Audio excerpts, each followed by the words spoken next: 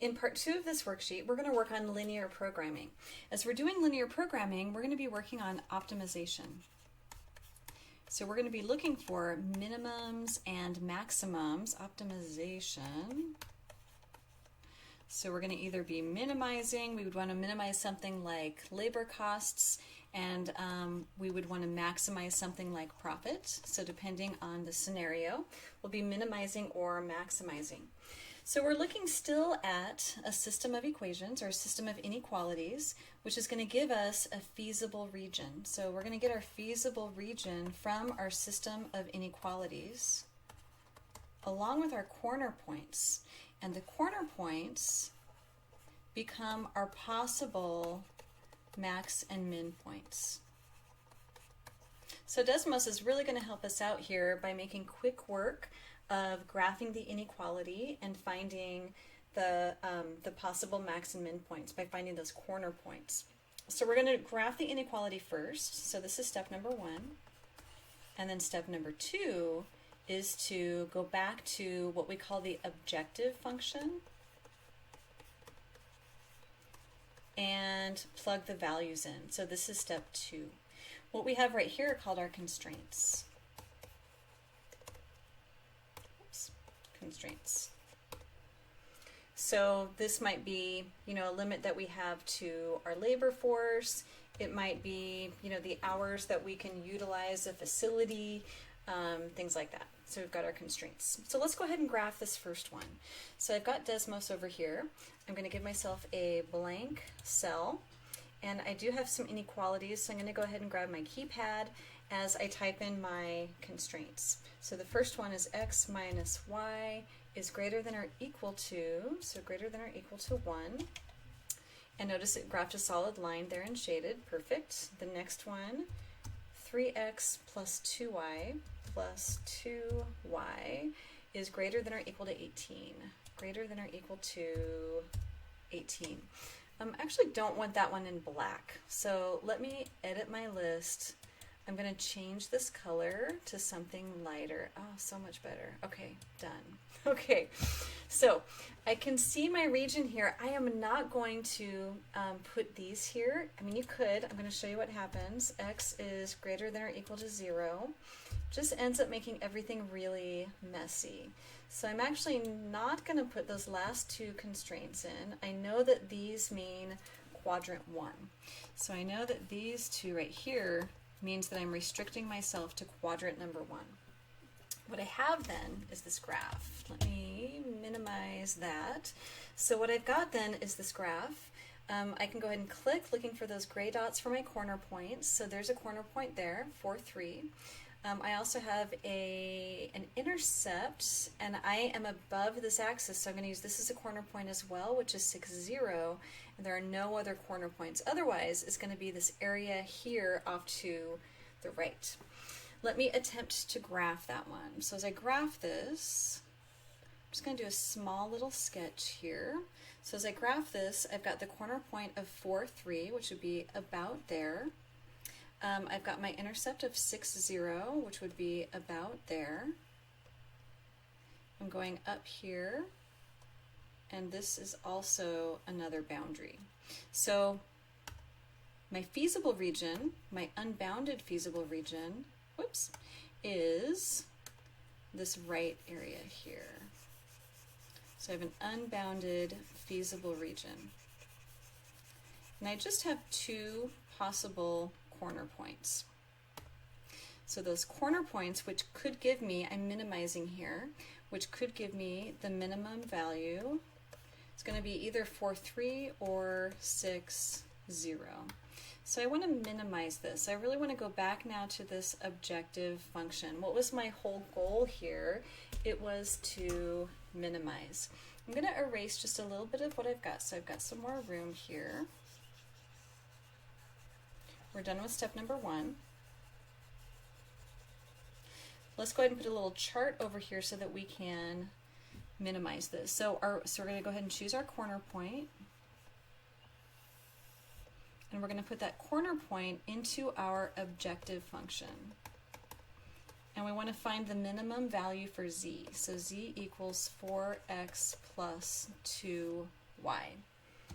When I put my first point in, my first point is going to be 4, 3. So 4, comma 3.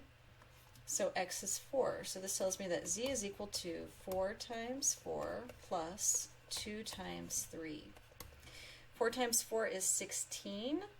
2 times 3 is 6. So that's going to give me a value of 22. So there's one possible value for z.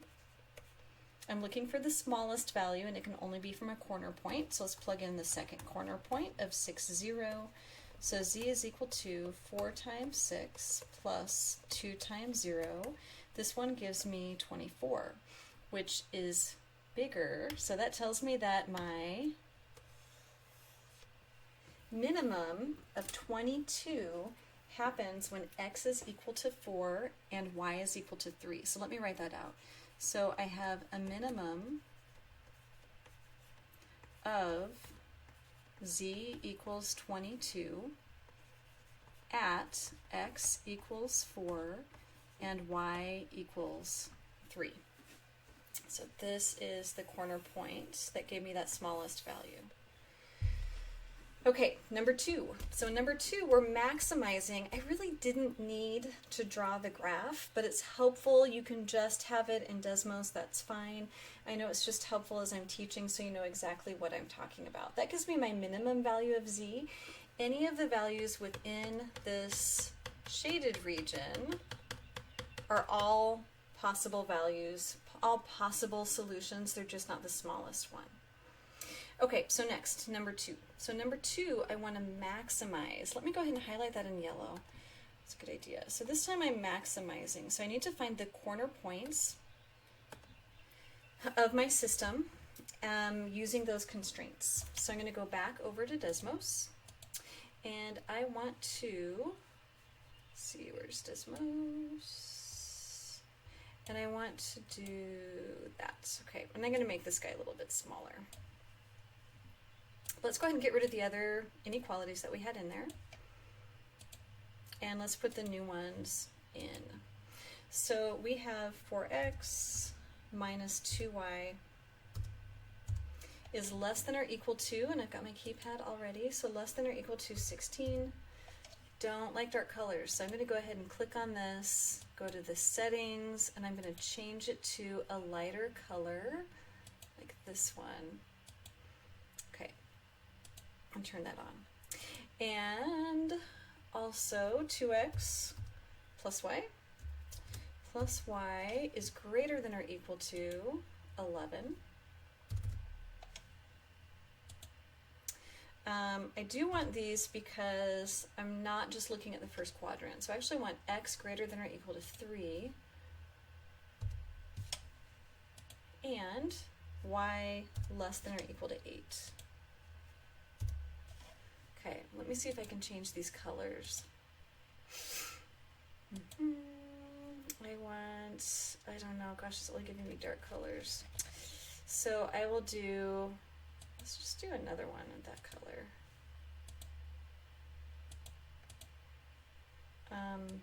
That color? Actually, let's do this. Decisions, right? So even if I have them all the same color, I think it's going to be okay. So let me make sure I've got everything right. 4x minus 2y less than or equal to 16, 2x plus y greater than or equal to 11, x greater than or equal to 3, y less than or equal to 8. Okay, good. So I feel good about those. I'm going to hide those. Now here comes the challenging part, right? I've got a lot of stuff going on. So I'm looking for the region. A nice way to do this, I think, is to hide everything. And now that you've got them all typed in, go ahead and build it so you can see where your feasible region actually is. Okay, so I know it's got to be over here somewhere. The next one is going to limit it even more. So now I'm up here in this triangle. It has to be greater than or equal to 3. So that puts me, I've kind of split that triangle now. So I had this triangle, but I split it right here. And then finally, less than or equal to 8. So I'm right here. So I'm in this triangle that's got this one flat corner. Let's get our corner points. I'm actually not going to graph this one, but I'm right here. I'm going to grab all of those corner points and write them down for number 2. So 3, 8 is one of my corner points, and I'm just going to go ahead and build a table so I'm ready to optimize. So, draw. There we go. I just want cancel. No, I just want my pen. Okay. Okay, so we're going to grab our corner points. And then we want to maximize the objective function, z equals 5x plus 2y. Okay, so where'd that first corner point go? So the first corner point was 3, 5. Next corner point is 3, 8. Another corner point is going to be this guy right here, 8, 8. I feel like I must have done something right because these all turn out to be nice numbers. Not always the case, I guess. That was this one, right? 8, 8, so I've got one more. Can't all be nice. 4.75, 1.5. 4.75, 1.5. And now I want to put each of these into my equation. So I'm going to do 5 times 3 plus 2 times 5. And I'm just going to do those. I've got a calculator off to the side here. So 5 times 3 plus 2 times 5. That gives me 25. Remember, I'm trying to maximize this time. And now I'm going to do 5 times 3 plus 2 times 8. So 5 times 3, 2 times 8 gives me 31. 31. So far I can cross off this first one. Whoops, 31. And then 8, 8. So let's do 5 times 8 and 2 times 8. That gives me 56. Okay, remember I'm maximizing, so this one is also gone. And then I'll do that final one, 4.75. And then 2 times 1.5. And that gives me 26.75. 26.75. So this one is also out, which gives me the maximum of 56 at 8, 8. So let me grab my red pen here. Red. Okay, so I have a max of 56 for z when x equals, they were both 8, right? 8, and y equals 8. So that's my solution. Okay, we've got one more. So for this one, and then we have an application. So for this one, I first of all, off the bat, I noticed I'm going to be in quadrant 1. Okay, so I like these because that means I only need to deal with the 2 inequalities. I also have my objective function. So for my objective function, I want to grab,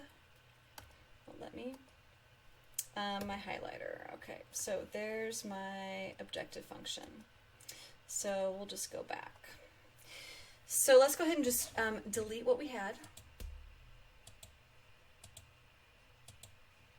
And put in those 2 constraints. X plus y is less than or equal to 20. And we've got x plus 3y is less than or equal to 24. And I need to be in quadrant 1. That looks good, and that looks good. So let me go ahead and hide this. I'm going to change the size of this just a little bit, and let me move this over so we can see it better. There we go. And I'm just scrolling here so I can get a little better view of what this is. So for this one, I have 1, 2, 3, 4 corner points. And it's not giving me that one because I didn't put the other restraints in. So I've got 0, 8, 18, 2, 20, 0, and don't forget 0, 0. So I want to go ahead and put those into my objective function and then see which ones optimizes my equation. So I just wrote those down so I can make this smaller and get back to my worksheet here. And then I'm going to go ahead and just put this right into a table. Oops.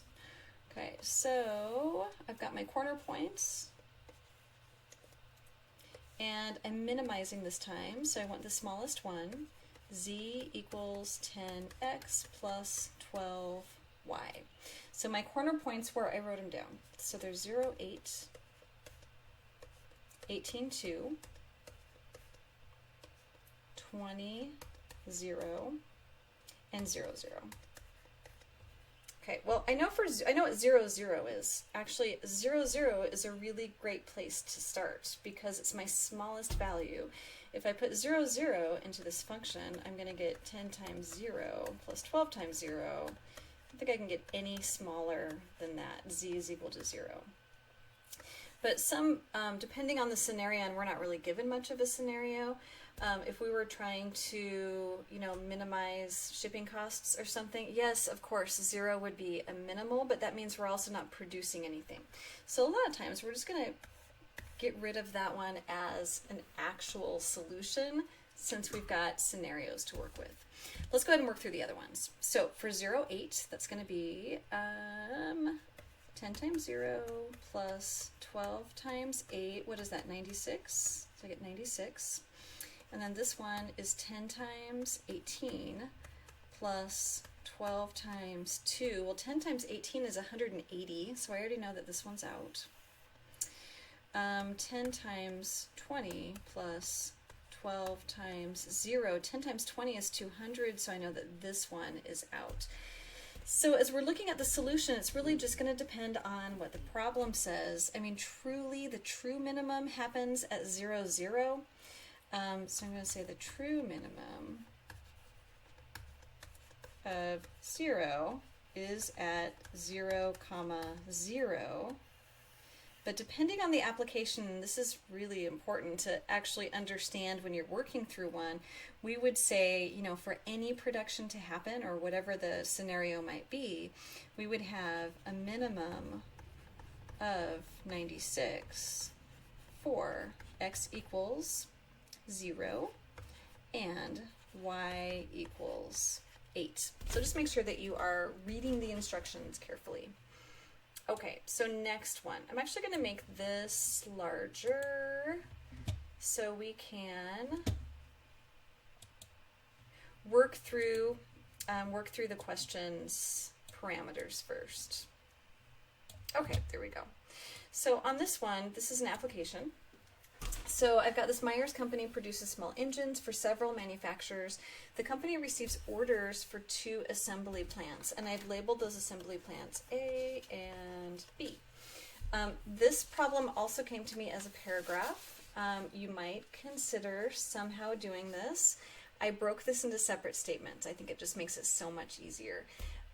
Okay, so plant A needs at least 45 engines. Plant B needs at least 32 engines. So it looks like we're talking about a number of engines. So we can say that X is the number of engines for plant A, and Y is the number of engines for plant B. And the reason I'm not using A and B is because I know that when I put this into Desmos, it's going to want me to use X and Y. Well, let's go ahead and just start to put this together. So I've got plant A and plant B. I'm going to be creating my own system of inequalities. So this starts with plant A needs at least. So it could take 45 or more than 20 or more than 45. So X is greater than or equal to 45. Plant B, that's my Y, it takes at least. So it could take 32 or more than 32. So Y is greater than or equal to 32. Okay, done. The company can send at most 120 engines to these 2 plants.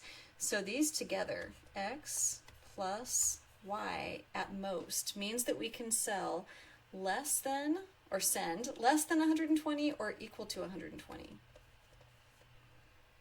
Okay, so far we've got 1, 2, 3 constraints. Okay, that one's done. It costs $30 per engine to ship to plant A. This is going to be shipping costs now. And $40 per engine to ship to plant B. So that's going to be $30 per engine or times engine for A, $40 per or times engine for B. And we are minimizing shipping costs. So I had to look all the way over there, draw. We are minimizing shipping costs. That means that the shipping costs is our objective function. So a big star there. This is our objective function. So we're going to say this equals Z. I'm going to put a red box around that. So it's good to know what you're minimizing or maximizing. That becomes your objective function. We're not going to graph that piece. Okay, so what else do we have? That gets rid of this one. Plant A gives Myers $20 in rebates towards its product for each engine they buy per. Okay, so again, for each engine, that's going to be multiplied by. So that's going to be $20 for each engine. And Plant B gives a similar rebate, $15 per engine, so 15Y. They need at least, these are my rebates now, they need at least $1,500 in these rebates. So at least, that means that they could take more than $1,500 or equal to $1,500. So this is another constraint. Okay, so we've got our objective function, and I'm actually going to highlight that. So we've got our objective function here. We're not going to graph that one. We're going to graph the ones that are left. It's a very big objective function. Okay, so we're going to graph the others. And I have 4 of them to graph. So 1, 2, 3, and 4. Okay, let's minimize this guy. And I'm just going to move it over here so we can put this into, whoops, where'd I go? There it is. Okay. So I'm just going to go ahead and put this into Desmos. Now I've written these down, so I can go ahead and put them into Desmos right here. So I'm going to get rid of this, and I'm going to get rid of this, and I'm going to put these guys in. Okay, so the first one, am I in a blank? There we go. Okay, so I want X is greater than or equal to 45, so greater than or equal to 45. Make it look nice later. And notice I'm not seeing anything. That's because I need to just adjust my graph here. There we go. The next one, if you don't know how to adjust your graph, I'm just like zooming in and out. You can also click and hold to move it. You can also go over here to the wrench and you can just manually change. I know if I can't see 45, I need to make sure that X goes high enough so I can see 45. Okay, so greater than or equal to 45, Y is greater than or equal to 32. And then we have X plus Y. Let's see, I have equals 20, 120, can send at most. So at most would be less than or equal. So less than or equal to 120. I've just written that one down wrong. Okay, so less than or equal to 120. And the rebates, 20x plus 15y is at least. So that one is greater than or equal to 1,500. Okay, so here's my graph. A little bit messy, but you can see the Y line here, greater than 32. The X line here, this is going to be greater than 45. So I'm looking at these. My other 2 lines are both greater than. So I'm looking at these corner points here, here, here, and here. So let me write down all of those corner points, and then we can go ahead and put them into our objective function. So I've got 51, 32, 88, 32, I think this is the hardest part, just figuring out exactly where your region is. 5132, good. Make sure I clicked on the right one. Yeah, 5132. Okay, so not that guy. Right, I want that guy. And then I also want this one, 4540. And I want this one, 4575. Okay, do I have them all? Did I get this one as well? 8832. 50, I don't want this one. Let me get rid of that guy. Okay, so I want 5132, 8832, 4575, and 4540. Great. Okay, so I'm actually done with my graph. I don't need it anymore. Let me just minimize this. And let's put this into our worksheet. How many engines should be shipped to minimize the costs? Well, I'm ready to put this into my table now. So I'm going to go ahead and put my corner points into the table.